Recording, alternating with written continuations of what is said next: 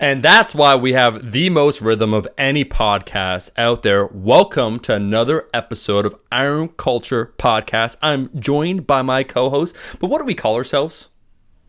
Really, Eric? I see myself as a reflection of the algorithm that is my brain as a human machine in this bodybuilding journey. That doesn't suspiciously sound like an AI giving a response attempting to be a human at all. No, I'm not an AI.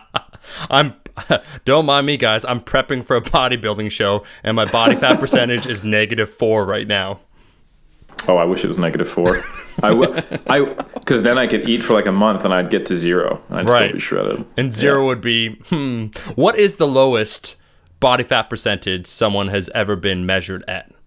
In a contest setting, because obviously starvation. Measured? Yeah. Measured, probably something like 1% because of measurement error.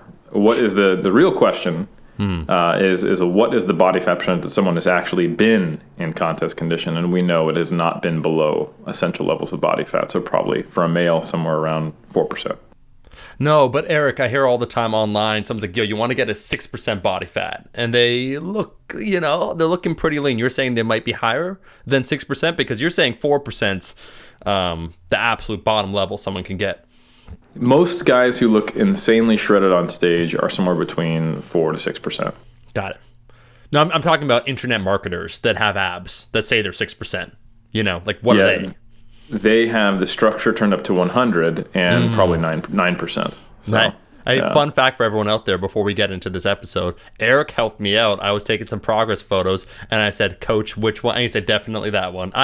You have the eye for the aesthetics, whereas for myself, I take a look at myself and I'm like, yeah, they all look fine. That's basically at a certain threshold, at a certain level for me. That's why I'd be a terrible bodybuilding judge. I'd be like, all you guys look great. Give yourself a round of applause. Like everyone's training hard, I do have body image issues. Yes, I agree. I didn't want to say it out loud, but now that we're here, interesting episode we have today. And it's interesting because currently powerlifting is exploding on social media.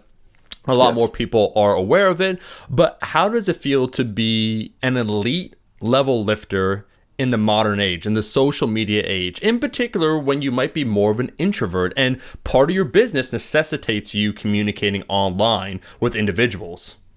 Yeah, it's one thing to have been an elite lifter in the, let's say, the 90s before the social media boom, when then you just go back to working as a mailman or a flight attendant or a corporate executive job and being known basically in two different worlds. But now, especially if you have a business related to powerlifting and if you leverage yourself as an athlete, you can look up one day, and especially as social media is evolving faster and faster and faster, if evolving is even the right word, you can look up and find yourself feeling like you don't have control over your own identity or your self-perception or your reputation, and that your hobby that was really, really fun that you used to do and get together, especially if your career spanned the pre-social media boom. Hey, we all get together, we have this PR party, we lift and we hit PRs, and now it's like, wow, I can Google myself and there are entire threads on Reddit about me and my lifts and what I should have done. And there's a unique pressure, I think, for the social media engaged elite level lifter. Yeah, and it's unavoidable. There's a level of privacy in the modern age that has been removed, as you said, whereas before you might have dual identities. And so we're joined today by two incredibly strong lifters, Isabella von Weissenberg, as well as Bryce Lewis, who I think, is this a verifiable that he is the strongest ginger on earth? Do we know that? Can we say that with absolute certainty, or are we just 99% confident? I'd be confident to say IPF 105 open division strongest ginger. I'd be confident saying that. Okay, so Eric, absolutely, he's the strongest ginger to ever live, which is an incredible feat in and of itself. We're joined by these two tremendous guests who are going to talk about what we just mentioned, that is being an elite level athlete in the modern age and facing those social pressures while still conducting themselves online via their business where they do online coaching. And so it's a necessary evil in ways, and how they navigate that tricky kind of journey. Yeah, and they both have elements of introversion in their personality.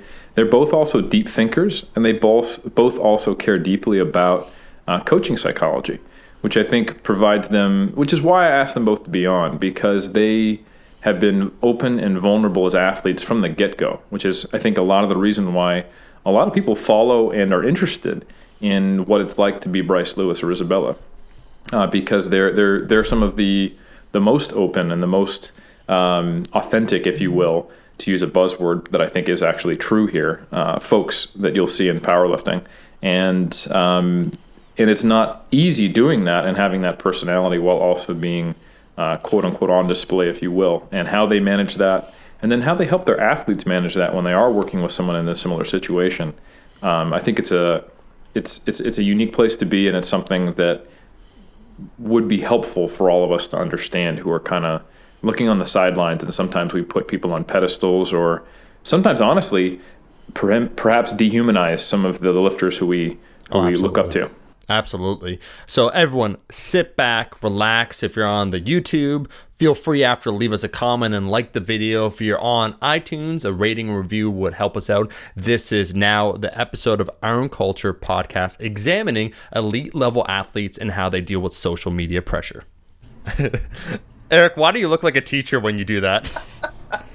The clap I do for Brandon is a clap that I feel I'm like inspiring the children to learn to come together. It's like a little soul clap. Well, it's interesting. We're going to be talking a bit about maybe sports psychology and a few other things, because when I hear the clap, I think of two things. I think, one, to a lesser extent, the Mighty Ducks with quack, getting faster. Yep. But then I think more because Sean, the owner of the gym that I go to, who you met, he loves the story of Rudy, unironically, loves the movie, doesn't matter what the reality is. And that Rudy, where it's like the slow clap and it gets faster. That's what I think.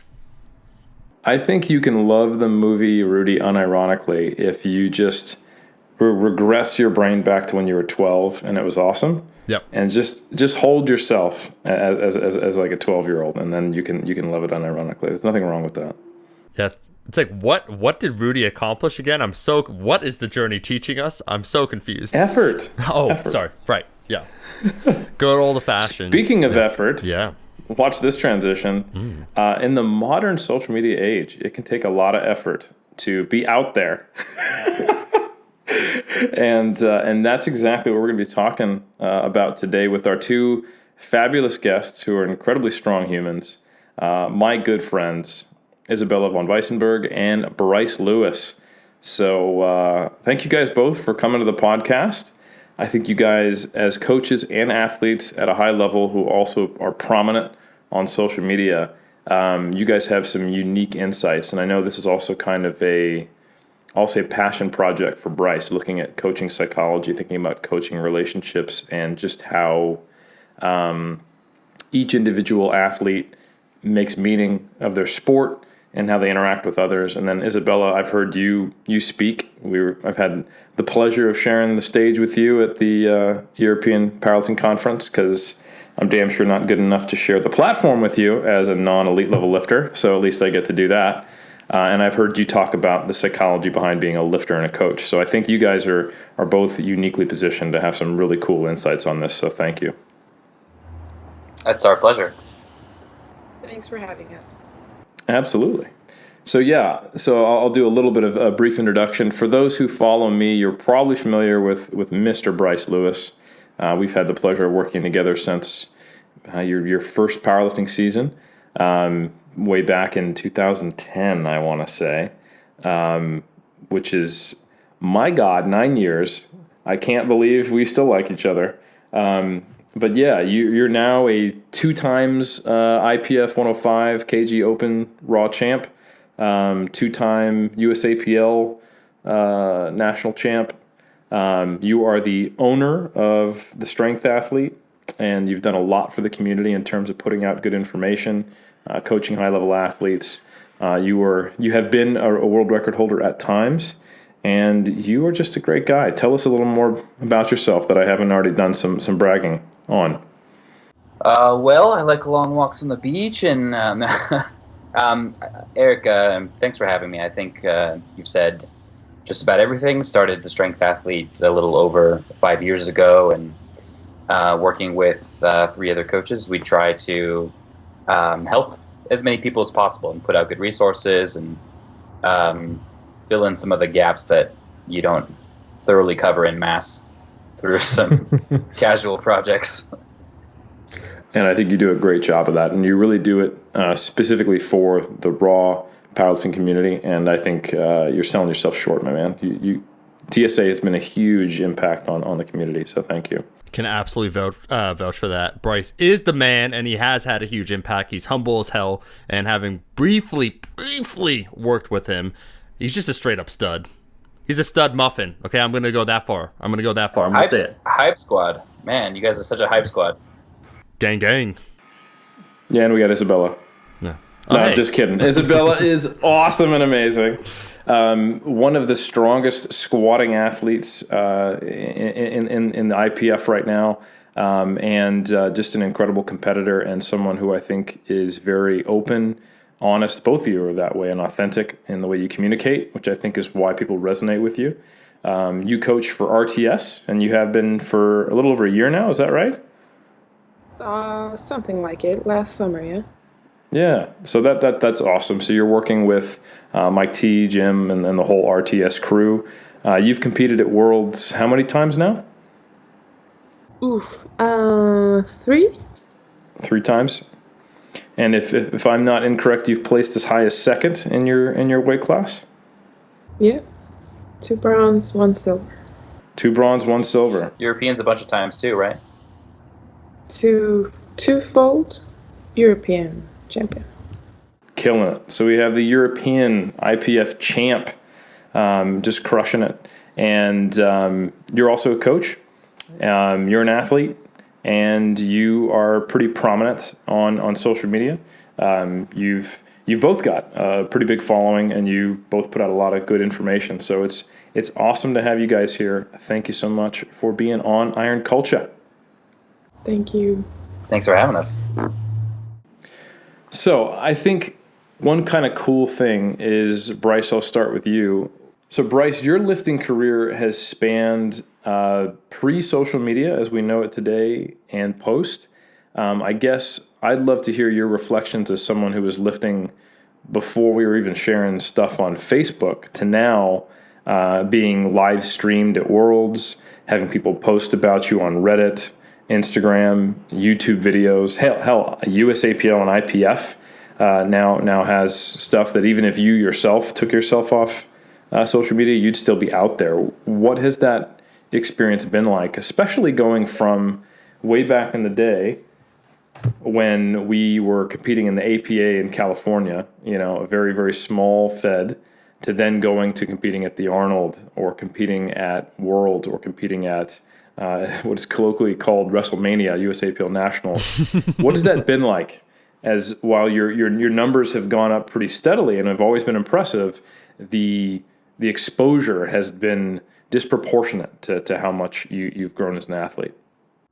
Well, man, there's a lot to talk about there, but seeing the platforms change. So I'd say like the first social platform that was around when I first started with all of this was the bodybuilding.com forums, and that's where I first met you and 3DMJ and some of the early people lifting. I know Eric Bothorn was on there, Annie was on there, and it really kind of felt like this subculture, I guess. Not easily accessible. You had to go to this special section on this website, and if you were to ask someone, hey, do you know the bodybuilding.com forums? Very few people would know what that is, but that was a place where you could learn a lot, where you could engage with people. There were places for you to share your training, to kind of keeping a log of your bodybuilding training, or even there was some powerlifting stuff on there too. But yeah, I mean that's kind of where I first started, and then it seemed like some people were transitioning either into Facebook groups or just kind of sharing their training on Facebook, and the forums seemed to have a little bit less attention, and people were posting less. So, you follow where your friends are, and more people started posting on Facebook. And at first it was more text-based stuff, and then it seemed that Facebook had a larger focus on images, and then they introduced videos, and then, I mean, you could scroll for a long time and not see a single text post for a while. And then Instagram came around. Man, I remember back when we were on the forums that it was like Christmas morning when someone would post a physique picture or a video. And it was I remember thinking like, oh, does my camera have the right input to download it onto my computer? And then what's the attachment limit on the forums? It was a production just to do anything except text. I want to just back up, Coach. You said it was like Christmas when someone would post a physique update. That's dedication to the game. That's this dedication. Is Iron Culture podcast, all right? I'm Mommy, what do you want for Christmas? All right? Some new pecs, a new photo of some juicy pecs. Yeah, I want a hot guy, babe. Okay. Work out. Yep. All right. You needed to know HTML to even post your pictures, or like that little markup link. Exactly. If you wanted to embed it, so it wasn't just a little thing that they had to click on and download. It was a big deal, and man, we got excited when one of our favorite people we'd follow would do it. And now, like, you hear the saying, like, you know, pics or didn't happen, or video or didn't happen, and it's just like everyone has their phones out, and it's so easy, and it's you can accidentally post pictures or videos on social media now, and you see, you know, people in their middle age do that all the time. So I think, I think it wasn't just a change in culture; it was a change in access, and absolutely you had to make a decision and daily go in and create a log and use HTML code and all this stuff to just post about what you were doing as a lifter. And now I think it's so much easier, and I think that has to play into it. I don't know what your thoughts on that are. I think it certainly does, and I think there is now an expectation that if you're a powerlifter, you post your training. So it's kind of like it's part of the, I don't know, it's not a job, but it's part of the aspect of being a lifter. And I just, so far, it's not like I'm following a lot of athletes from other sports, but I just really don't see that across other sports. You know, the posting of the regular training, the regular updates and stuff. And, you know, we can talk a little bit about what that might do to lifters, but I'm curious to hear Isabella's kind of background on the social media engagement. Yeah, do you feel that same pressure, Isabella? My relationship to social media has changed pretty vastly over the 6 years that I've been using it as a powerlifter. Because initially I just used it as a training journal. It was the only thing that could motivate me to keep a training journal. I wasn't really into logging stuff back then. But, you know, posting videos on Instagram seemed like fun enough, so I did that. And my idea of a training journal was to write how I felt about it. Right. Who cares about RP or percentage when you have feelings about something, you know? So I wrote down how I felt about what I did, and my Instagram blew up pretty quickly. I think also partly because for some reason I had it in my head that unless I'm squatting at least 180 kilos, I'm not strong enough for Instagram, which is an interesting notion. So I was already I was already really good when I started. Mm-hmm. It wasn't exactly modest weights that I was doing. So I think that being that was pretty early, I'm sure you agree that the powerlifting community has blown up overall on Instagram. And just like 4 years ago, you wouldn't see as much as you see today. Mm-hmm.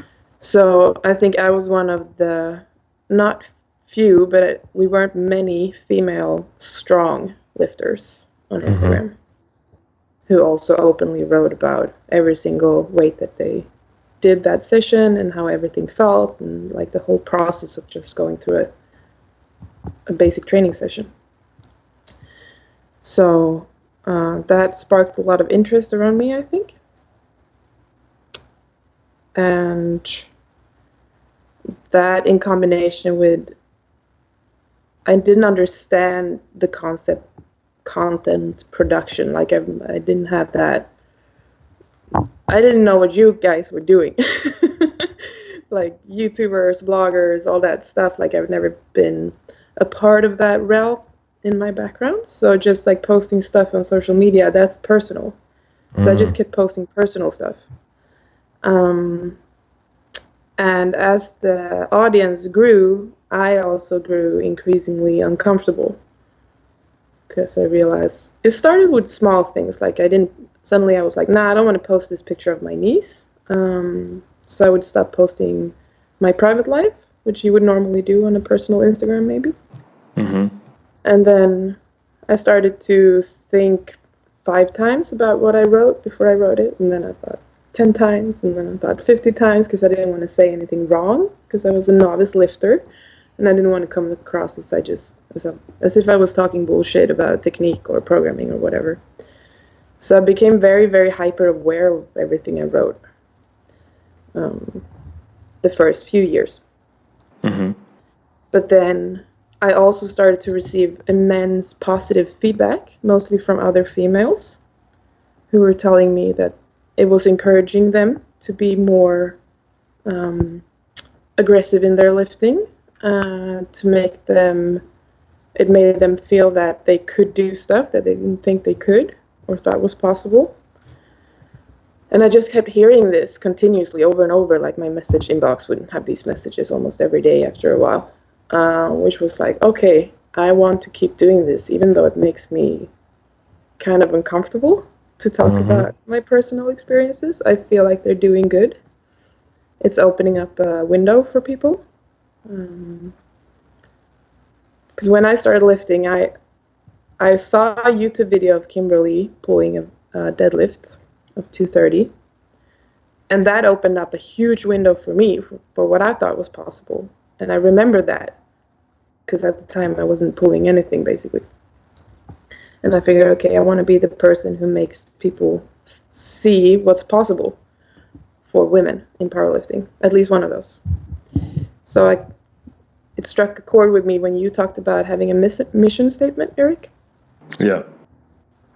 And I figured, yeah, that's actually a mission statement for me. I want to do that. I want to contribute with that, even though I'm not a content producer. I don't blog about programming. I don't talk about technique very often. I don't tell people how they should and shouldn't lift. That I don't really have an interest in doing that online publicly, but I will at least give people an idea of what women can be capable of. I love it. And what is, yeah. Sorry, go ahead. And also, yeah, and just to add in, not just as a woman, but as an athlete, what are the actual emotional experiences? What does it actually take to do the things that we do? Or for me, what does it take for me? And what can that mean in certain contexts? I love it. And I think that's not an uncommon experience where you start with social media as being on there as your personal platform. And I remember I did that with Facebook just to, one platform generation earlier. I got on there in, I think, 2007 or something like that. And I thought, it'd be cool to share some of my competition experiences with my friends and family. And this is before I had any concept of trying to become the content producer that I am today. And I distinctly remember there was a point in my 2009 prep where I had this picture that Berto took of me while he's at my house, and I was just hanging out on the couch with my shirt off, and my cat was sitting on my lap, upside down, looking goofy as hell. And I uploaded it. My family was all like, "That's adorable, that's amazing." And then some guy posted in there, and you could hear the subtext. It was like, I'm gonna make the voice that I heard when I read it. It was like, "Ooh, lucky cat," and I was like, "What the fuck?" And I was. Man, I was so not used to getting some kind of weird off-the-wall comment from a random person, and I get 1/100th of what I think someone on Instagram who is a prominent female lifter gets today.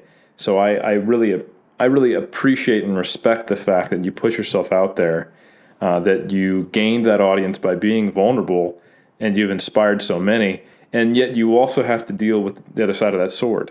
that it's kind of cuts both ways.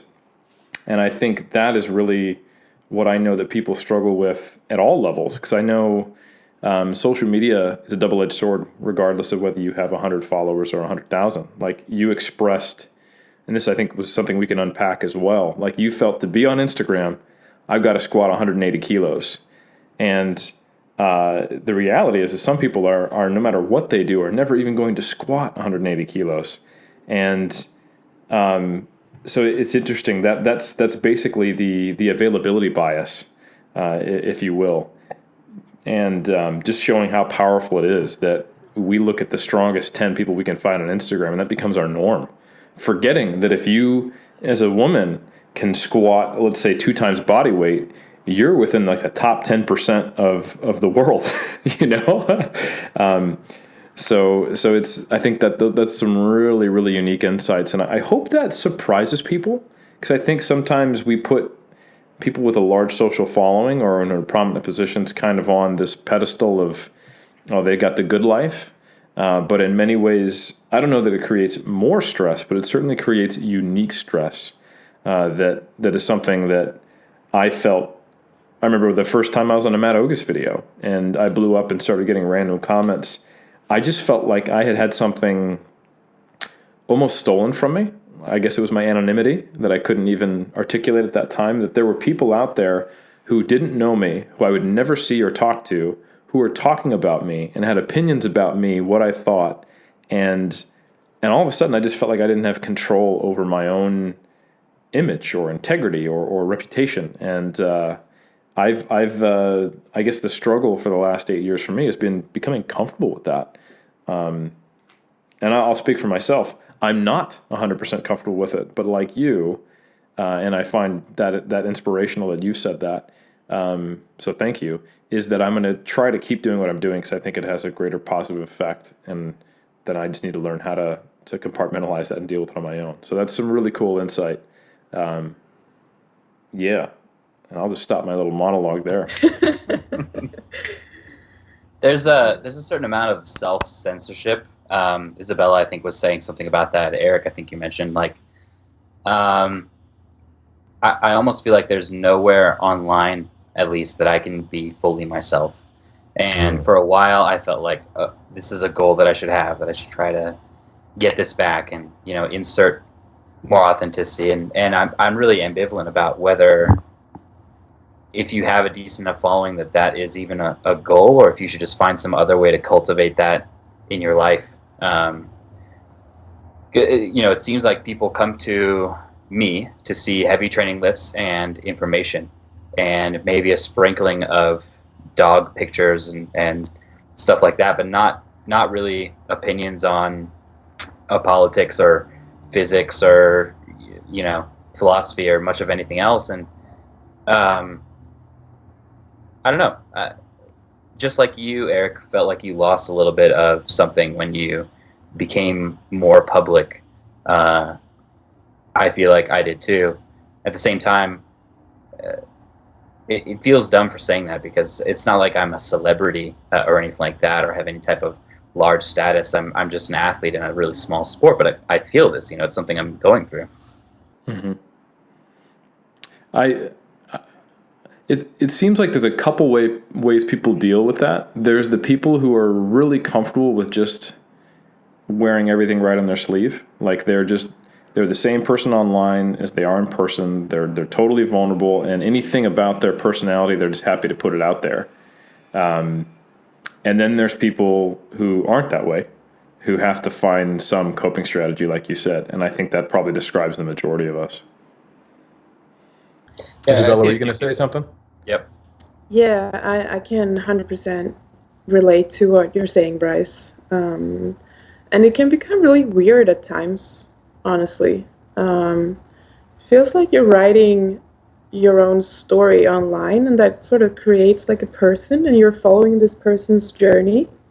And then you step away from it, and it's like, but I'm right here in this room, and I don't feel like I am that person, but that person exists. Who am I? And it's just becomes really, really bizarre. I had an experience last fall when I was sort of coming back from a stressful time as well, and I felt like it honestly came to extremes. Like I was questioning reality on a really big level, and it was pretty uncomfortable for a long time. And as soon as I wrote something on social media, I just felt like it just got me shaky almost, and I had to take a step back from it and just didn't engage anymore. Yeah. I don't know if how that comes across, but that's a big thing. I've known a few people with much larger social media followings than I have who have kind of come to grips with this in different ways, or realized that they've been depressed for a long time, and that the social media aspect of not being authentic has had at least something to do with it. And I don't think it's not being authentic, but you have to have some portion of your life that does feel authentic, or that you can kind of rest and rejuvenate before you re-enter that environment. So I've seen that in a few people, and it's serious. Yeah. It's almost like some type of dissociation, or like derealization, a detachment from reality almost. If your sense of self, if you don't know what your sense of self is or what your identity is, and then you have this thing going on in front of you and can't really connect with it, becomes really strange. Yeah. Sense of almost depersonalization. Yeah, exactly. Yeah. Very much. Let me at least say where I think some of this comes from. So you post your stuff and you get some likes and some comments and stuff like that, and that feels good. So you have like some positive reinforcement that says, well, I want to do that again. This is what these people at least want to see, so let me do more of that. And then you have this kind of false correlation that the value of my training, the value of what I'm posting, equals the value of the engagement that I'm getting back from that. And now you're just in this positive reinforcement feedback loop where at least you're rewarded in some ways for posting this type of stuff. Mm-hmm. It could be totally good stuff. It could be really good stuff that you're posting, but still, it's narrowing down the type of content that is being delivered. Yeah. Omar, I want to turn over to you a little bit, because you have probably the largest following out of all of us. And at least from the outside, and just from knowing you personally, you seem to struggle not a whole heck of a lot with being out there at that level. Is that accurate? And what has your experience been? So what I would say is I've been doing YouTube for such a long time, or social media, that I think it's an easy separation for me for a few different reasons. One, I never had social media from a personal perspective. I did have a Facebook, but my own personal Facebook is not the Facebook that I use to communicate with people. I actually am a pretty private person in general in my life, so I like to separate that. That's why there's no information about my age or schooling or a variety of different details. So it's pretty damn easy, I find, to separate what I want to keep private and then what I want to keep public. And because I've been doing it for a decade, I never had an Instagram that was personal first, then public. I created an Instagram specifically with the express purpose of communicating better ideas about myself or what I want to talk about lifting. And so there always was that separation. And I think it sounds really weird to say, but if I did not see the utility of social media as a business tool, I don't think I'd actually be on social media. And so it's kind of like a light. I choose from the get-go what I show to people. I think when Bryce mentioned that positive feedback loop, I completely agree. I think it's interesting, though, because what I've discovered, there's a fine balance between what you perceive people want. And so, as you said, Bryce, I mean, I'm not a big squatter, I'm not a strong lifter, but things they want to see, so maybe a big deadlift or things like that, and things I think they should see. And so I think as a content creator, that's the thing that I tend to think about is it's a mixture. And even honestly, Iron Culture is a little bit of that. It's definitely for the people and what we want to show, where, like this is an example where Eric came up with this concept, and it's a fantastic concept for an episode. This is what people should hear. Whether or not, in quotations, it'll be received well, who cares? And how we operate on social media in general, it's always, to me, an exchange between what you're trying to show and perhaps what you perceive people want to see. And so creating that separation between what you hold private and what you hold public. I found that switch easy in my head just because I'm not someone that actually gravitates from a personal standpoint to social media, and so that separation has always been clear. And also I think I was on social media in 2009 on YouTube when fitness as a whole, lifting, was just not big. Like you posted a video. There's this guy called Scooby. He had 20,000 subscribers on YouTube, and that was considered massive. And so the feasibility that people see today from just social media as a whole, as a business venture, or how conducting yourself, growing into personality, whatever it means, even blogging about your journey as a lifter, forget financial compensation, but just as a platform to express ideas, was non-existent for the lifting community. And I was working, I think I told Eric this, in a brick and mortar business. I was a personal training director somewhere, so I had a very real job that I was pursuing. And then I thought to myself, there's some things that I want to communicate, whatever. And when it became possible then to make a career out of it, all maybe the potential negative interactions that some people, and I do understand totally what Bryce was saying, some people with bigger personalities where it's like authenticity, or then what do you keep private, where then you're at a restaurant, someone comes up to you, you go to a movie theater, all that stuff, or you're at the Arnold, where the only person I asked for a photo, this is a true story, of at the Arnold that I requested was one with Bryce. He's like, man, I'm just getting warmed up. He was in his suit, like ready to lift. I'm like, can I get a selfie with you, Bryce? He's like, yeah. But the idea is that I come from a position where I knew what it was like not to have that platform, and for it not to be feasible, that some of those potential negative consequences, in quotations, and I did have that, where publicly I had my address available, and that's why I did receive my home address available for a bit, where I received some weird letters and stuff. So I have received the negative aspects, but the positives overwhelm it so much that, yeah, if someone comes, I'm grateful for that person to come up. So I think it's just being on social media such a long period of time, and then also the intention behind the social media from the get-go that makes me comfortable, and me recognize, I think, when we talk about that grind, gang, Eric, like, I remember the days where you post a video on YouTube and it gets 35 views, so even to have the platform and the opportunity, the gratitude comes first. Yeah. Well, it's only taken you immediately to figure out what's taken me. So, like last month, I've had to manage my own relationship with social media, because that's really been the only thing that's worked for me. Is because there's a few things I want to connect between what we've all said. Yeah. For one, I think if you have important social interactions that you do online, and you use social media as a way to connect people you care about, and vice versa, you probably do need to create some kind of partition with social media and that, or it can create problems.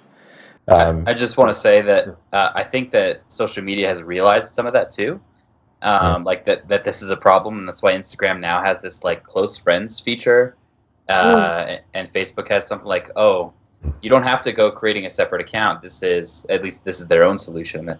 You just mark something as only for close friends, but they're trying to solve this problem too. Go ahead, Eric.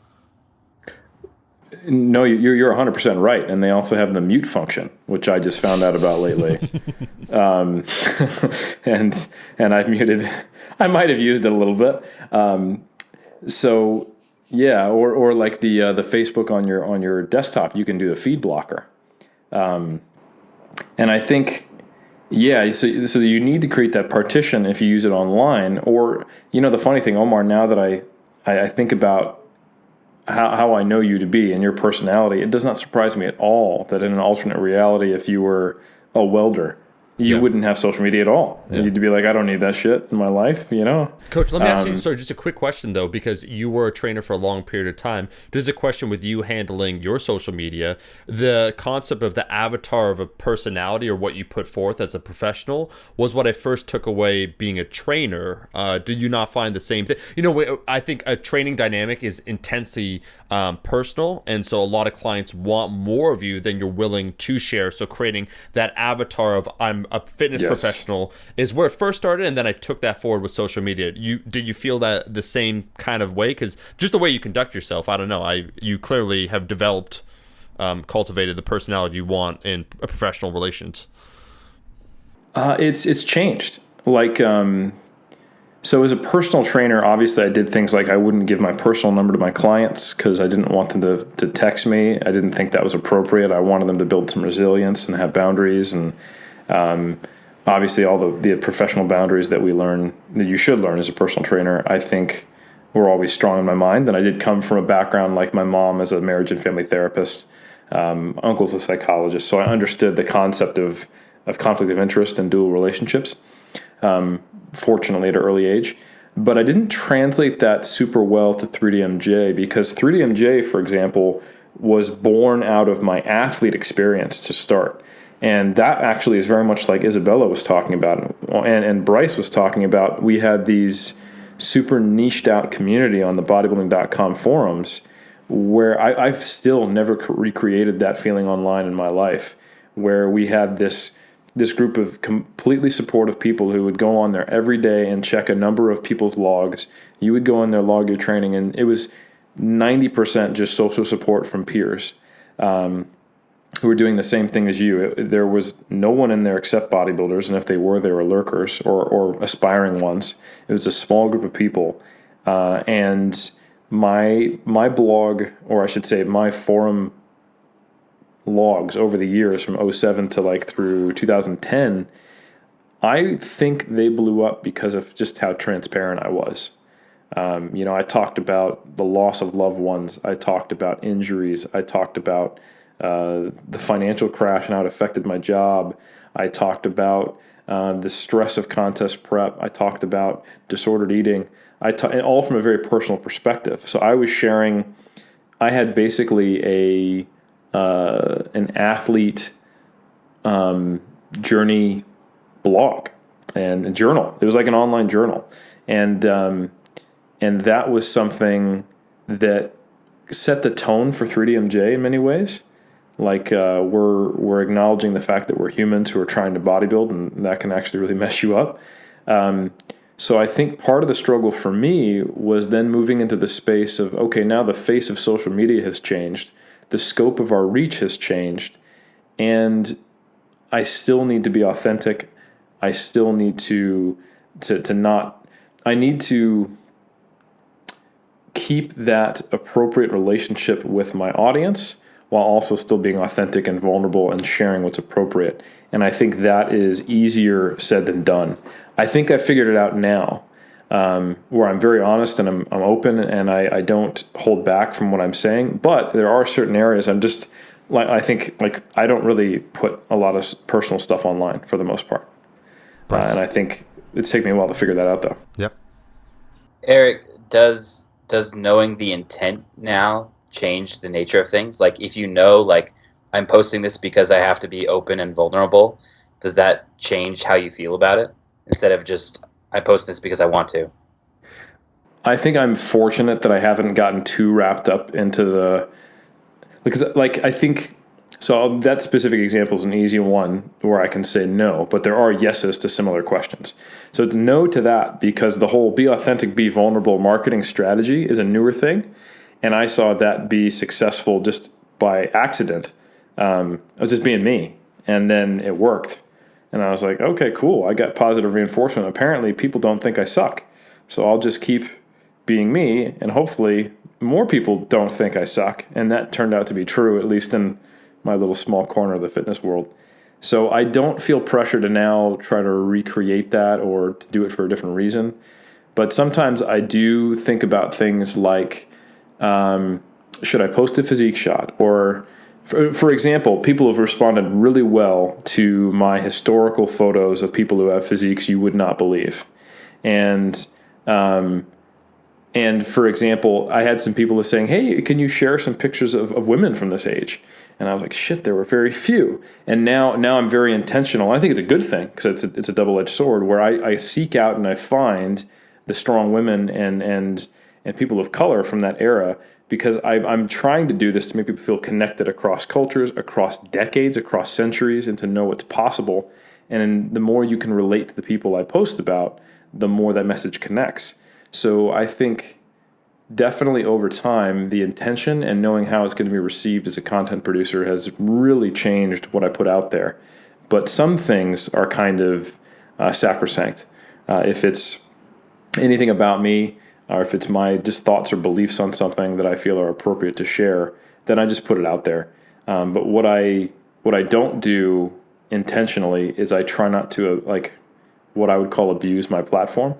I know how I got here. I got here by sharing content that's helpful, makes you think, and maybe challenges your assumptions. Also, just as a science communicator. So I'm not going to be like, and here are my political beliefs. I feel like I didn't earn my following by talking about my political beliefs. So why? I feel personally that certain things, if I share, it's almost like I snuck into your house and then I've forced you. And then now I'm going to sell you like a pyramid scheme or something like that. I felt the same way actually, almost to a fault when it comes to marketing, like just about anything. And Eric, you and I have talked about this before, where I feel bad even marketing my own services, even if I think they're the best service you could possibly get. I feel bad about saying, "Hey, I've got this thing that I think you'll really enjoy, and it costs money." It's very hard for me to kind of figure out how to engage with that. I don't think you're alone. Yeah. Isabella, how do you deal with some of these conflicting messages, having started as someone who was just super vulnerable and now being a coach and a semi-public figure? Yeah, I would definitely say that I think it's a bit tricky, honestly. Shout out to all my clients. I'm trying to create some form of sustainable, personal, healthy relationship with all of them. And in that relationship, the focus is on them, not on me. And the feedback I give them isn't going to be like, well, when I did this, I had this experience. How about you try this? It's, how do you feel? What's your experience?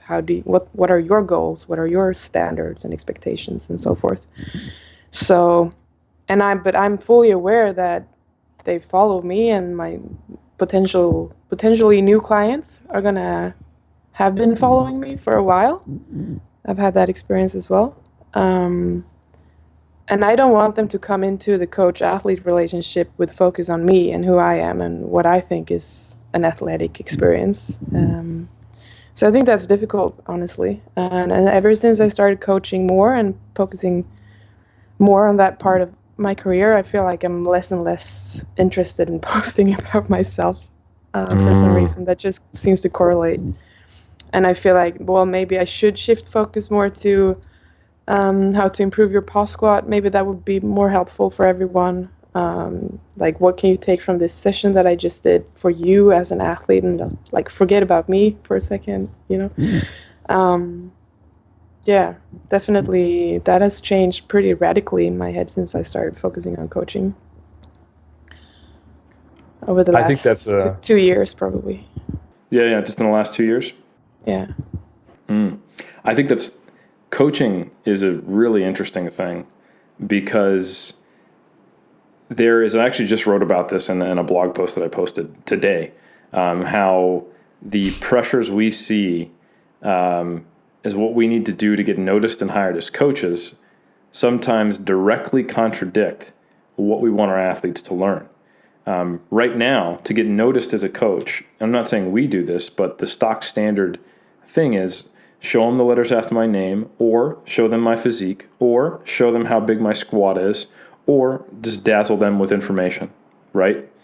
Or show them other people who have done really well. I coach X, Y, and Z world champion. And then if you're doing a good job as a coach, you get in there and you say, none of that matters. It's all about you versus you. We'll progress you. So there's this huge cognitive dissonance between what we're supposedly doing with our athletes and how we get them in the door.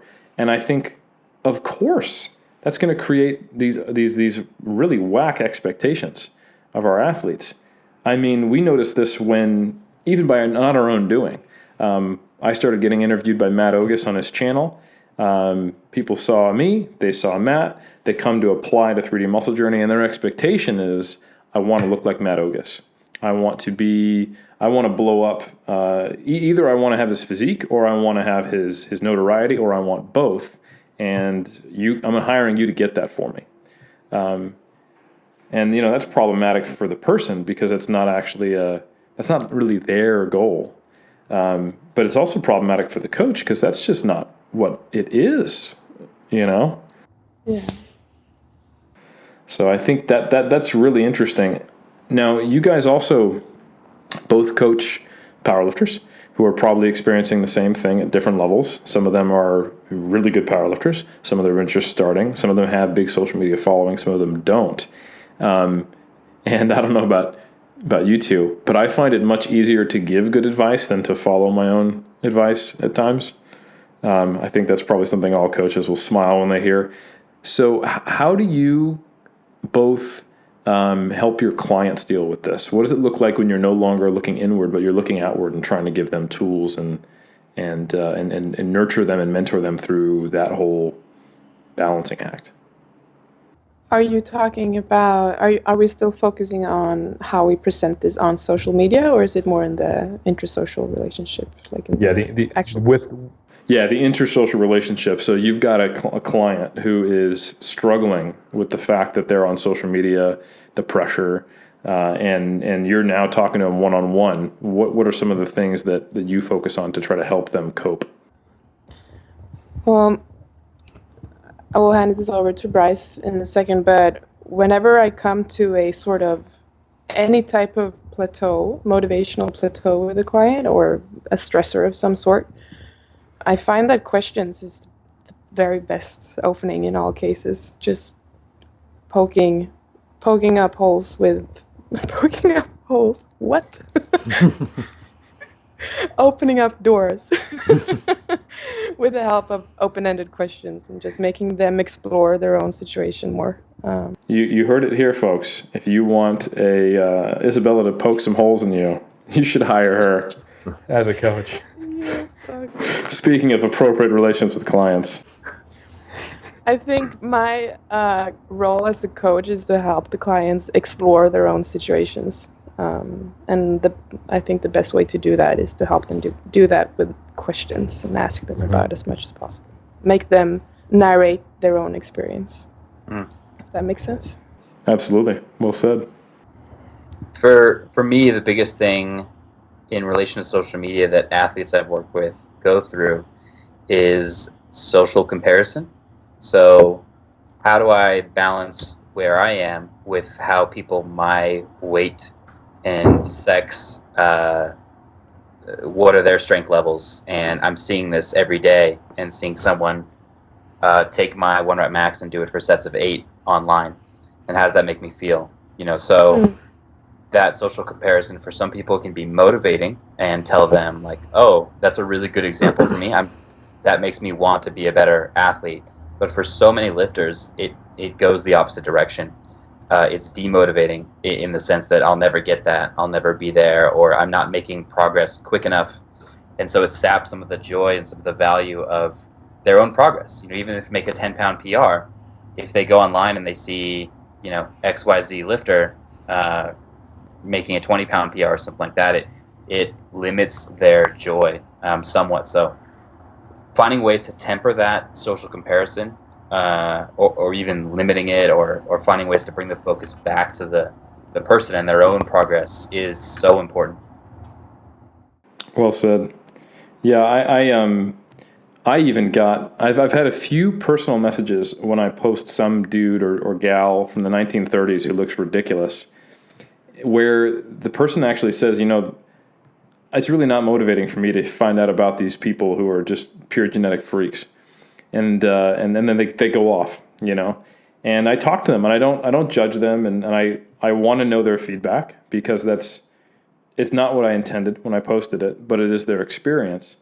And in many ways, as painful or uncomfortable as that might be, I think it's still a really good learning experience if that is your reaction, because whether the picture was taken over a 30-minute period with an old camera in the 1890, or 2 hour period. I don't know how those things work. Or whether it was snapped as a selfie in the gym, that comparison, creating that personal dissatisfaction, I think is something that is really a thread one should follow. Like, I think avoidance is a temporary strategy. It's like a management thing. It's putting a Band-Aid on a gunshot wound. Like, if you disable your feed, you take away Instagram, and now you can just get in the gym and focus on being better. But the reality is that some part of you is primarily focused on achieving something external. Mm-hmm. I think it's an indicator that you're not doing this because you love lifting, at least purely. You're not doing this just to compare it to see your own progress and just to let the journey go wherever you want to go. It's because you're looking at it as, how does this make meaning for me in relation to others? And I think, of course, there's always going to be some element of that, especially if you're competing. But it's a dangerous game to play if that's like your primary source of motivation or reason you're in the gym. So I think that's maybe a painful understanding to have, but probably it can certainly open the door towards personal growth. I agree completely. I am experiencing for the first time since I started with Instagram the desire to not see what others are doing leading up to Worlds that's coming up now in June. And I'm a bit surprised at this. I'm like, this is interesting, because I never felt that before. But I've been away from competing for a year now. It's a whole year since I competed last. And everything with Worlds that happened last year, and admittedly I feel pressure right now to kind of come back and do it good and do it properly. And it's just like competing was a routine for me, and the whole prepping for Worlds, almost routine. And now it hasn't been, and I'm like, I just want to go into my shell and focus on finding my own motivation, because yes, I've been struggling a lot with that last year with injuries and stuff, and just like really dial that in before I go out into the world and like show myself and look at what others are doing. But I don't know, it's a just interesting new experience to feel like I don't want to know what the people are squatting in my weight class at this point in time. It doesn't hurt me. Well, before I would just feel like, oh, cool, great, that's awesome, good for her. Like, it would be a different thing. I'm seeing a lot of similar threads, Isabella, that I've gone through some things like that before. And in my lead into last year's Worlds, I actually I unfollowed a lot of the 105s in my weight class, and even strong people from other weight classes, like 120s, 83s, 93s. Like, just, I told them, I'm like, hey guys, I'll refollow you in a little bit. I'm just kind of doing some mental pruning for a little while. No offense, like, don't take this personally, because people see unfollows as a social signal now. It's like, I'm disinterested in you as a person. It's a totally separate issue, but I had to go through that too. And this year, I've also taken a year off from the world circuit, but I am less stressed this time about it, even though I have injuries, just because I feel like I have reduced expectations, having sat out a year. But yeah, it's interesting. I've gone through that social pruning for sure. Yeah. It's an interesting thing, because it's not like if you were to get on Google Scholar and look up athlete identity or social pressure or extrinsic versus intrinsic motivation. It wouldn't be like everything started in 2011 when social media became big. These are not new issues that athletes deal with. It's just that the volume seems to get turned up so much with social media, because the frequency of exposure, the selection bias, like I was talking about, of the potentially most stressful comparisons is always there. And it creates almost like this multi-layered problem, right? Like, yeah, I need to work on my athletic identity at its core. I need to work on my sources of motivation at its core. I need to work on stress management, cultivating the proper arousal, getting in my head, like all the things that we know are valuable from sports psychology that elicits not only peak performance on game day, but allows a sustainable, successful career as an athlete, as long as your body and mind hold up, are still there. It's just that now that you got this another layer on top of it of social media preventing you from actually being able to focus on that. So there is probably value in doing those kind of Band-Aid on the gunshot wound just to allow you to get that work done, you know? Like, sure, I'm going to unfollow these people. I'm going to use the mute function. I'm going to disable my feed. I might as well just, delete Instagram so that I can spend this year figuring out what makes me tick so that I can have the next 10 years as a happy, healthy athlete. And I think that's something that is definitely what's new now in the 2010 and onward period. I don't know if you guys would agree with that. Yeah, I definitely would. I'm reminded of something that Matt Gary said, that engaging in this stuff is always a choice, that you get to control the flow of the information, and you get to decide when you engage with it and when you don't. Caveat, as long as it's not also your business, because then turning it off is turning off your whole business. Yeah. I think that's something that I meant to mention earlier is that I was thinking of when Omar was talking, is that with the pure intention of social media engagement being about a business, your business or your brand, it gives you a layer of protection and it allows you to be objective. And you can look at these metrics, and instead of it being a potential value or metric for your self-worth or your social acceptance, now is my content doing what it's intended? And so long as you stay true to your brand message, now all of a sudden the analytics on social media are no longer a statement about who you are as a person, and potentially damaging, but potentially useful so that you can curate your content and improve it. And that is definitely what I've experienced in the last couple of years as I've kind of figured out some of those things that Omar, figured out sometime in 2009. When I was 14. No, I would have 100. Yeah, exactly. I would 100%, Eric, agree with the statement that you just said, adding that layer, that separation. Oh, here, Bryce is doing the classic trick. For those that can't see by video, they're just listening. He brings a dog to make himself more sympathetic towards what he's saying. Classic YouTube trick when they do an apology video. I see you, Bryce. I love it. Omar just went digital. Yeah, I'm just trying to keep the dog quiet. All good. We've got a fifth. How many? I can't count. 1, 2, 3, 4. Fifth person on the podcast, the lovely canine. So yeah, I think you're right, Omar. It's if you can come at it from a business perspective, which some people can, some people can't, just depending on what their business is and whether it's even a part of it. That can provide a nice layer. And I know for me, what's allowed me to be happy and most recently is that I have a robust social group around me, actually physically. I have my students, my mother just moved out to New Zealand, I have my wife, I have friends, and the only real way that I engage with all my other friends online, like everyone in this room, is just by private messages. And even if I don't follow my friends, I still make a conscious effort to connect with them via on Skype, just giving them a call, messaging them. If you were to ask Omar, and this is true, almost every day we message each other. Erica is fantastic when it comes to that. Even when we didn't do Iron Culture, I'm like, this guy cares. Even when we didn't do, you're like, hey man, hope you're well. Like, how's training? I'm like, really? I'm like, this is so nice.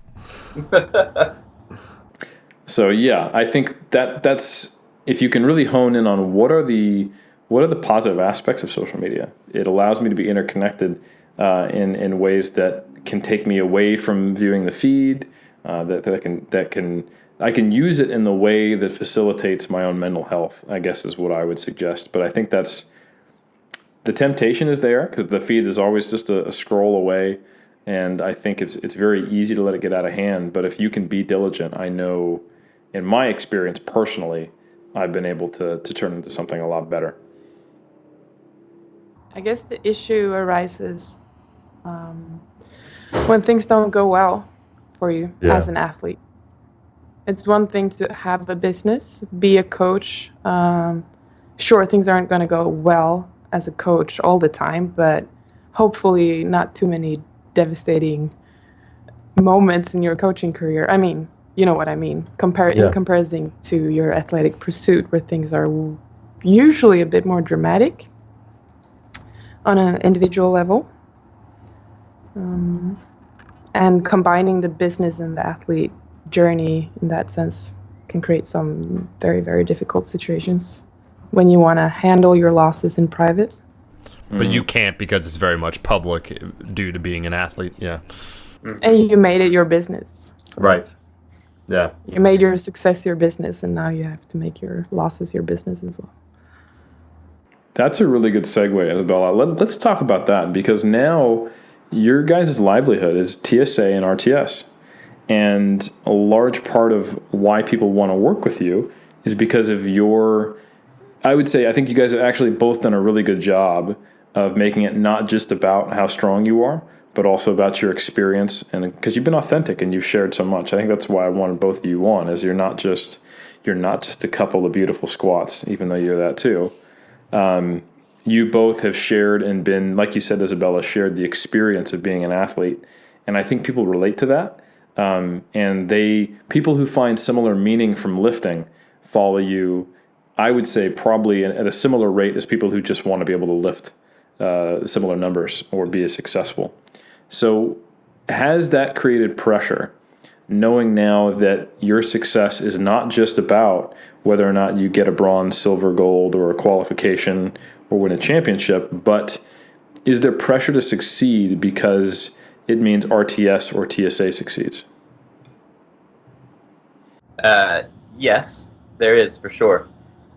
I've had conversations with Mike Tushir, who kind of has gone through a little bit of a transition when it comes to that as well.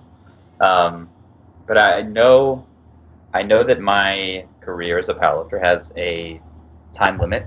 Either something will happen, or I will stop getting stronger, or someone will get stronger, or I'll just have different desires and want to do something else. And each of those might have impacts on my ability to be a coach.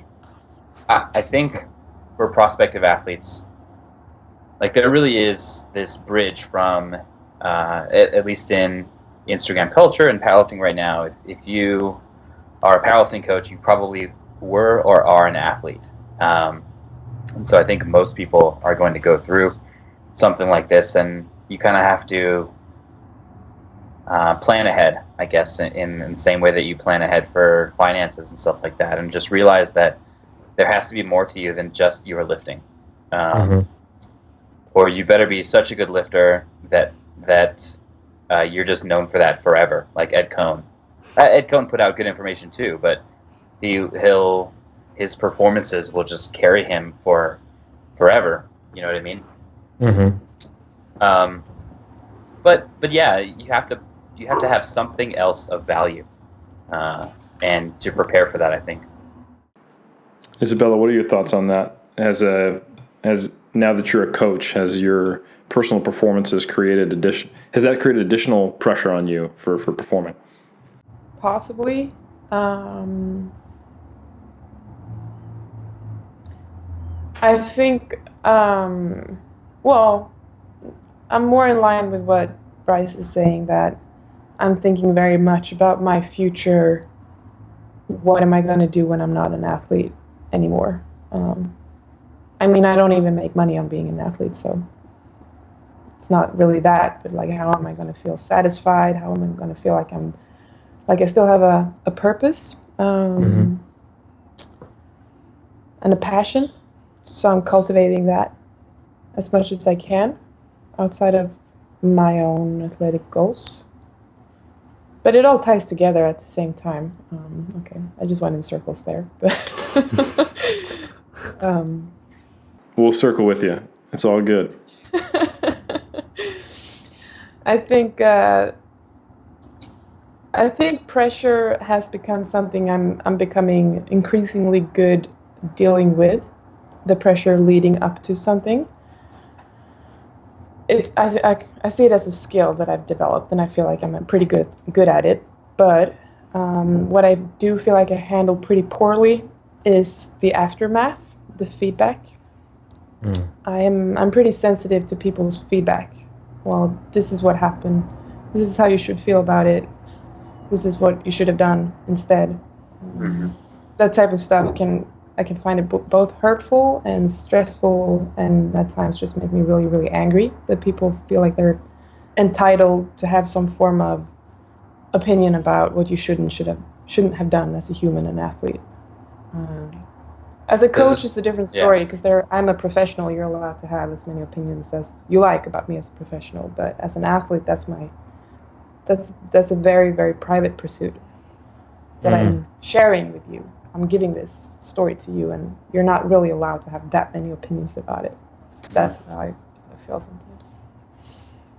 Right, and I imagine those opinions about you as an athlete get in the way of being able to make the next decision, because now you're having to manage the stress and your emotional response to something that you feel was hurtful, and now that is entering into your calculus of what do I do.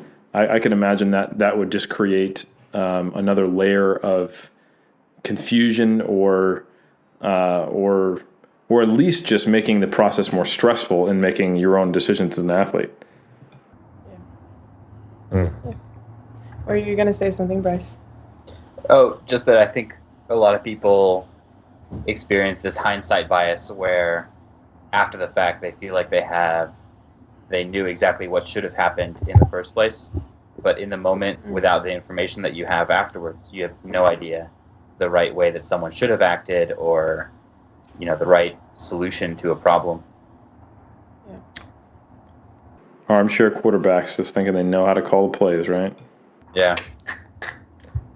Omar, you got any thoughts on all this? I realize I've been kind of dominating the hosting here, homie. No, you're killing it. I think it's an interesting perspective because we're talking with two world champions where, because their lifts are so impressive, even if they don't want it to be part of their business, it's impossible to separate their lifts and them being an athlete from the business. Where I'm not trying to insult us, and coach, you look great, and people do false friends. Like, it's fine, it's easy, it's like, because if I I've gotten injured recently dealing with the sports hernia, I'm like, it's fine, it's part, because my journey, I guess you could call it's more relatable because the lifts aren't impressive, and so I can at least say for myself, I don't have that mounting pressure to perform, because performance was never one of those qualities, because I never excelled at that level, quite frankly. So I could only imagine, first, the inability. It must be frustrating for you guys. Like, I'm here in coach mode. Like, I want to be a coach. I want to be able to separate those two things, or be able to, talk about me being an athlete, period, and then me being a coach separately. And so I know this sounds so silly, but I'm curious your thoughts. I know Bryce, TSA has its own page, Isabella RTS, but separating those two when we talk about the concept of avatars, I know some individuals that have, social media presences, and then, as an example, this one guy, I know he's a CrossFit athlete, and he's also an artist, and so that's separate from coaching, but it's another business, another part of himself entirely. Occam Athletics is another guy where he'll have his artist page, and that's where he talks exclusively about it. So it's, you want to talk about art, you go here. You want to talk about my lifts, go here. With coaching, it's kind of hard to separate because they're intertwined into public's perception, but maybe just that concept of creating separate avatars for separate services or aspects of yourself.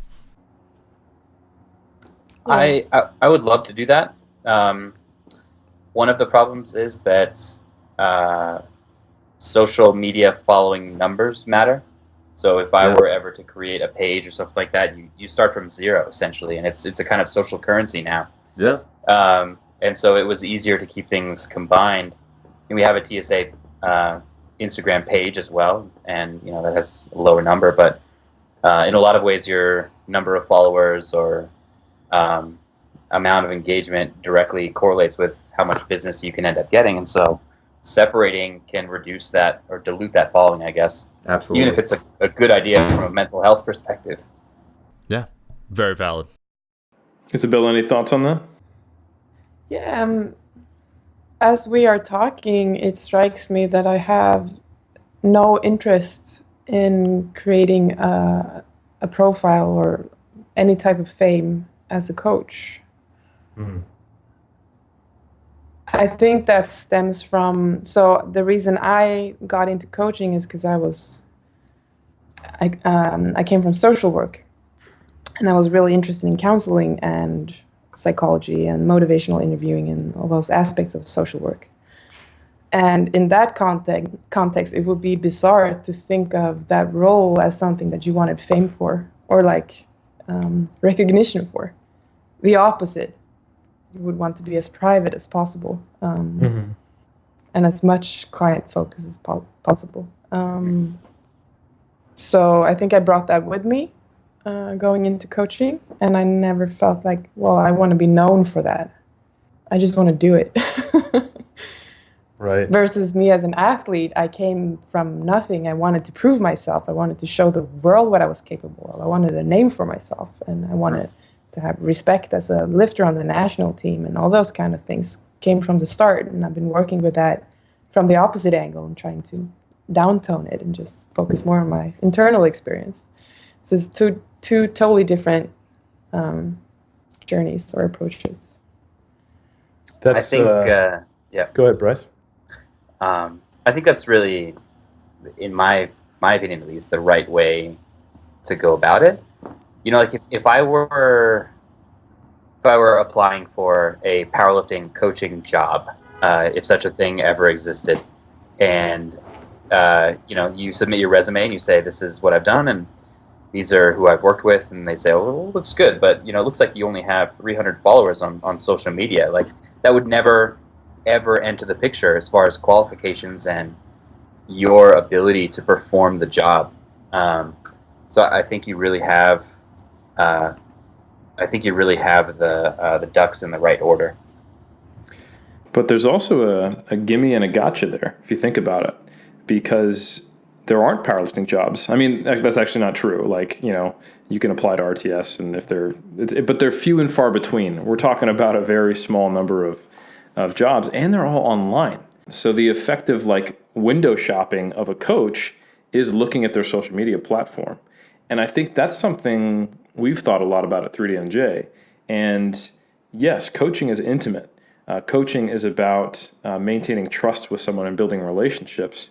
And if you're not supposed to share that, well, you don't want to go back to what I was talking about earlier and just share before and afters, or just share your best athletes and make it seem like everyone gets all the gains, you know, and gains for you, you know. But instead, I think, like Bryce, you've done a really good job of this. You create awareness of what is valuable in coaching, right? So you become a voice for saying coaching is about a relationship. Coaching is about meeting people where they're at. Coaching is about a facilitative relationship with someone rather than an authoritative one. And I think that's the whole reason we started the 3DMJ podcast, was to have a place for coaches to talk about coaching, instead of coaches scratching their head and going, okay, I either need to display the fact that I'm strong as shit, or my athletes are strong as shit, or that I look great, or that my athletes look great, or make promises that they don't deliver on.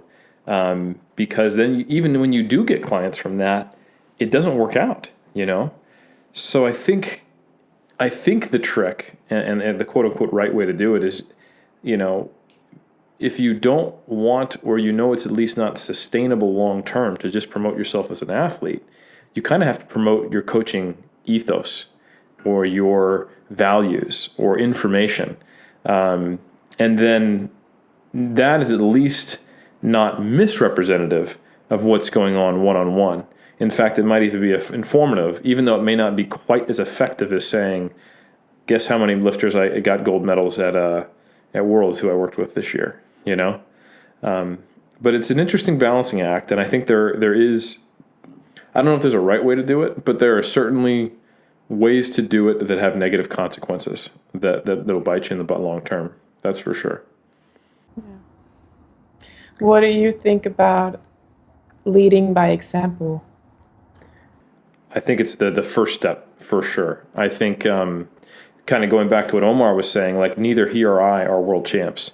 And our success or failure in sport is not the point, but the fact that we can walk the journey, make the best decisions for ourselves, and we can essentially walk the walk and lead by example, like you're saying, I think does have value. So the fact that I can go through contest prep and still run my businesses, still maintain a healthy relationship with my wife, improve upon the last time I competed, or at least learn from it in some way, has value in that it shows that I understand how to apply the things I say and talk about it to myself, which is not the same as applying it to a client, but it is a readily available example, and I think people relate to it. They have a tough time taking you for real, like if you're all about the bodybuilding lifestyle and you don't live it, or the powerlifting lifestyle and you don't live it. So I think leading by example is incredibly important, and I think it has value too, for sure. And it's almost like step one.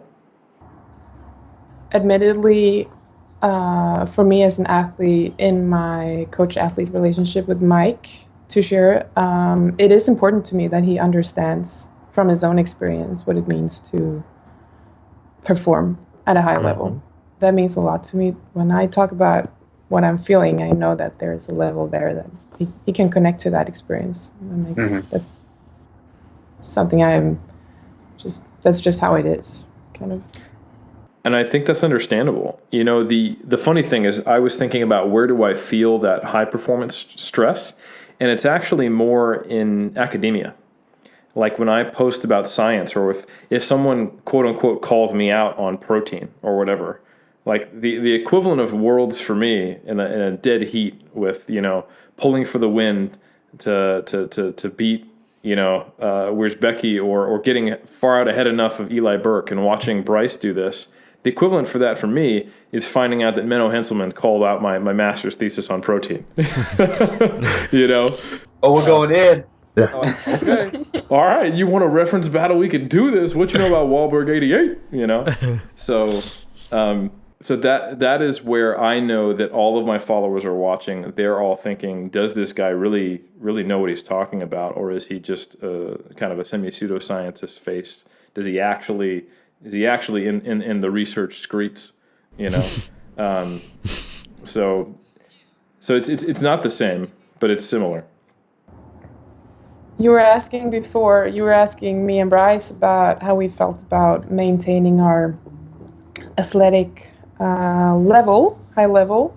If that adds pressure, I imagine it would be the same to stay up to speed with latest research and just being as correct as possible in what you're talking about. Imagine you want to just go into gardening for 6 months now and you don't have time to read any papers. How would that affect your business? 100%. Yeah, you're very much right. Like if I do think about relevance sometimes, and I have to stay relevant. I have to stay up to date. And I think as much as the you know our cognitive abilities last a little longer than our knee joint, I think fortunately I feel like I don't have any, like, you know, God forbid something like brain damage occurs or like major depression or some kind of mental health issue. I can stay in the game a long time and have something to contribute that's positive. And I also try to remind myself that the scientific method, and we're getting way off topic here, and I will bring it back, but the scientific method is not only a method, but also a philosophy, in that it's good to be wrong. And it's not about me being the best or better than everyone else, but it is about me being a critical thinker, and being publicly wrong and open about that is also something that is walking the walk. And it says, hey, I'm not perfect. In fact, if I was perfect, man, you should be really worried and run the other way. But I do change my mind based on the evidence, and I have the knowledge and the experience to be able to interpret the evidence in an effective way. But I digress before I talk about the online academic Olympics that I participate in. Bryce, do I you mind always if say I regress. Oh, you regress? Yeah. I always get those mixed up. I always say I regress. I regress. I'm going from a regular squat to a Bosu squat. Yeah. So that's my first thought when someone says the word regress. It's like a regression and An exercise. Yeah. Bryce, can I ask you a personal question? Cool. So you went from being extremely consistent lifter when we first started working together. If anything, if you missed lifts, it was because we were more aggressive in our attempt selection back in the day. And we kind of had the idea of the third attempt is always a PR. And we were much more comfortable going 6 for 6 so long as those third attempts were pushing the envelope. But I would say since we became better athlete and coach and knowing what the hell we're doing, you were incredibly consistent. You were regularly going 7 for 9 out of 9. And then you had a period in your life, about, I'd say, 2 years, 2014, 2015, maybe 2013 as well, 2 to 3 years, where it was not uncommon to see you go 4 or 5 out of 9. And now you've come back to a point where the announcer, while you're competing at Worlds, is calling you Mr. Consistency. I'd love to know what changed for you the first time, and then what changed for you the second time that allowed you to get back to that.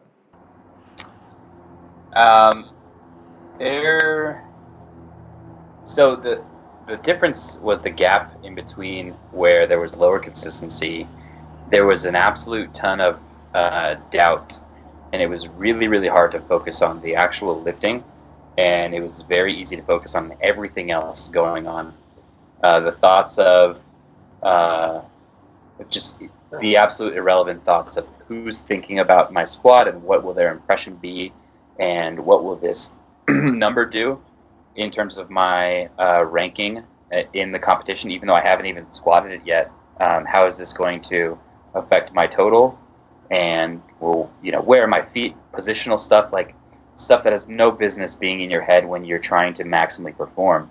And it's been tough. It's taken a lot of work to get back to not really an empty mind, but a single focused mind to just lift.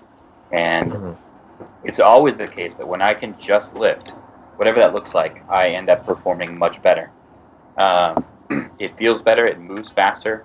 I can lift more weight than when I'm consciously thinking about even the lift, let alone, a dozen other non-training related things. Some of that has to do with getting stronger and being more nationally competitive, more chances for thinking about comparisons to other lifters, or one of the things I was going to bring up earlier was just about social media and doubt and seeing the different ways that people lift and the different training styles that people employ. Should I be doing that? Should I be trying this new lifting technique? And when do you listen to those voices, and when do you say, no, what I'm doing is perfect, it's fine? So balancing that and just being okay with the way that you lift and bringing the focus back on you was a lot easier when I was just lifting and didn't know anything about national champions or world champions or anything like that, and has taken a while to recultivate for sure. Mm-hmm. And how much of the social environment played into that? I remember, correct me if I'm wrong in remembering this, but I think it was the first time you competed at the Arnold, you were juxtaposing that with competing at Body Tribe or some of the meets more locally, and you were like, it wasn't fun. I went there and it felt like it was a spectacle. Can you speak to that, and how much do you think that plays into all the stuff we've been talking about? Yeah, I vividly remember that because I remember following Lane Norton leading into that competition, who was crushing it, and he was training with Ben Esgro, and they were doing enormous things in training, like squatting 590 for like 6 doubles or something like that. I'm like, holy shit, how am I going to deal with that? And I wanted to be competitive. We had a goal of going to world championships and stuff like that, and like I don't know, I set up this situation in my head of how things were going to go, and I was there, warming up, and Lane was there, like, kind of on the opposite side, and he had like a dozen people around him because he loves that, and he was doing really well, and like I almost felt, I did feel like out of body, like I am watching myself go through this day. And I remember finishing my squats and just like crying in the corner and be like, what the hell is going on? And like just not being able to tolerate the day. And like that combined with the environment of the Arnold's just like insane energy. So that was a really formative experience. Like I never want to feel this way again. Like this is horrible. Like this is not why I decided to do powerlifting. Let me fix this ASAP or stop powerlifting. So that was a real big turning point, but I remember that vividly. Mm-hmm. Yeah, I remember that as a coach too. That was one of the times where I became acutely aware of the limits of my scope of practice. And we talked about, I think that was probably what sparked your interest, and correct me if I'm wrong, into coaching psychology and getting into a place where you can have predictable performance. Just all of a sudden, now that you're faced with this social pressure, you find out what you thought was a given. That's just the way you are. And I do think it is just the way you are, and getting back to it was the key, was actually quite fragile. And it could have been influenced by seeing a social media famous powerlifter doing something different than you or potentially better, and then having the pressure of what that means. So, man, that I almost wonder if some of our listeners are like depressed to hear that even Bryce Lewis is getting psyched out by and depressed by seeing other people who he perceives at a higher level. Because I know that people who are squatting 405 and want to be squatting 495, and then when they squat 495, they want to squat 585, and when they squat 585, they want to squat 700. I know they feel like, I can never get to that point, but if I did, it would all be good. Are probably a little disappointed to hear that it's never all good. And I've actually never met an athlete who strives to be better, who doesn't find some way to, at times at least, feel that external pressure and not be happy with what they've achieved. So that's, I think, just part of the human condition rather than just something attached to actually how strong you are or not. Yeah, it for sure did make me aware that this is something I want to look into.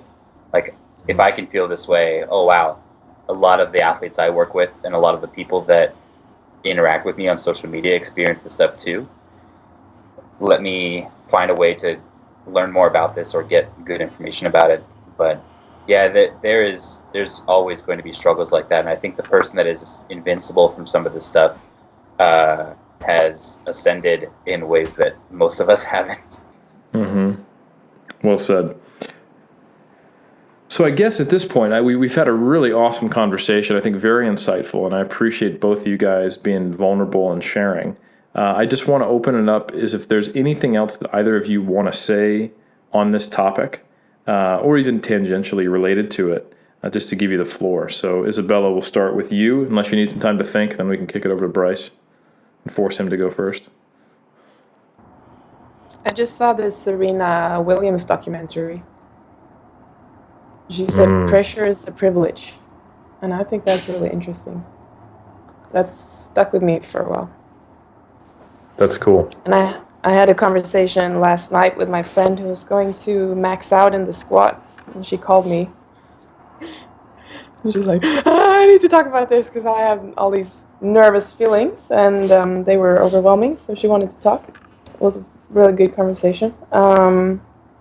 And we got into this whole track, down this rabbit hole of, well, the things you're feeling right now that are, at first sight, really negative and really, really uncomfortable.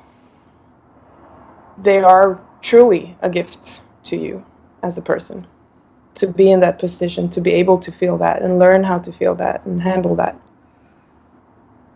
So never start looking for the easy way to do powerlifting and compete at a high level.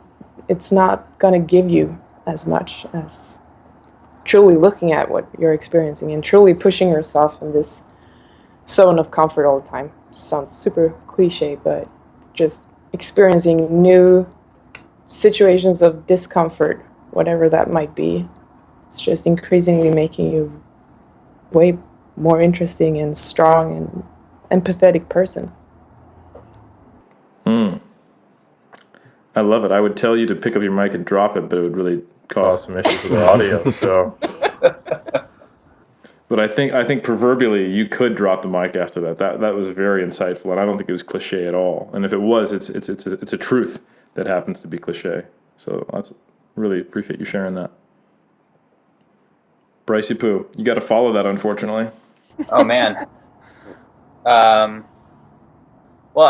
I was thinking about this thing that I see on social media where you don't just share your training, you have to create a story about it. You know, like it's not just here's my 3x5. It's how does this make me feel, or here's a lesson you can learn from this, or something like that. And it's very marketing driven and not as authentic. And maybe that's just me coming back from those training log days on bodybuilding.com forums and stuff. But I don't like seeing that usually. There can be some amazing lessons that people talk about. But I almost feel like these days I can smell when it's not authentic. And it's those times where it's more bothersome to me. I also feel like, this conversation of social media and powerlifting is at a temporary crossroads in that I don't know what is coming next after Instagram. Who knows what the next way that we'll be sharing stuff with and the problems that we have to deal with then. But it's all just been a big social experiment, and it's kind of interesting to see where it's come so far. Well said. So yeah, I love your guys' insights, and I think it's a unique perspective to have elite athletes share what it's like to also be on social media and have that potential pressure, who are also coaches. That's a rare thing. So I want to thank you both for your time. I would love to hear more from Bryce, who just raised his hand. I just realized after having gone through all of this that listeners might get the impression that social media is the devil and the enemy, and that you just need to leave it entirely. And I don't want to leave that impression, at least. There are some tremendous benefits. I've met people online that I would have had no other way of meeting in real life that have been amazing people. And I'm extremely thankful for social media for giving me that opportunity. And all we've been talking about are ways to navigate some of the pitfalls, I think. So don't go deleting your social media accounts just yet. And I'm actually really glad you said that, because probably the last thing we're going to do is Omar is going to ask you what's coming up next for you, and then also where they can follow you on social media. So that is now that we know that social media is so bad for you, what's next, guys? Where can people find you? I'm going to go living in a cave now. Yeah.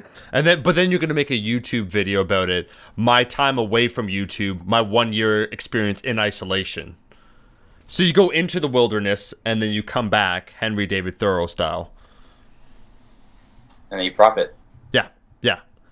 But you're authentic the whole time. If you say, I have discovered on social media, if you say you're something, that's what you are. So if you say you're an authentic person, boom, you're authentic. That's how it works. Tick it off. Yeah. So yeah, now we're actually going to do that. No, but we are, guys. So Isabella, tell us if you know, because I know you are in a big transitional phase right now. What is next for you, and then where can people find you if they want to get in touch with you or follow your journey, if you're even sharing it? They can follow me on my Instagram account, Weissenberg. Yep, that's it. And they can email me at Isabella@reactivetrainingsystems.com. They can try to send me a DM, but the likelihood of getting a reply from me in the DMs is low. Because that's a very messy. That's a very messy. I feel privileged because you always message me back on DMs. So. The DMs are messy as hell, but maybe in a decade I'll try to sort that out when I have time. Awesome. Was there another part of the question that I missed? Yeah, if you know what's next for you, and if you don't, all good. I'm just curious to see where you see yourself going forward now. Right. For competitions, it's Worlds in June, so that's actually pretty soon. scary. But I'll be in Sweden in June, and I will compete in the 72 kilo category. And that's what I will do. Love it. Yeah. Awesome. And you can best believe that regardless of the time zone difference, I'll be watching you complete all those lifts. Cool. Bryce, my man, what's next in store for you, and where can people find you? This year will be a competitive year. I have a competition in 8 weeks and nationals in October. And I'm trying to flex my creative muscle and just do more research on things that are fun and interesting to me. So some stuff on coach-athlete relationships and burnout. And we just released a beginner training approach and just trying to keep putting out good resources. So people can follow me on my Instagram at Bryce_TSA and our website, thestrengthathlete.com. Awesome.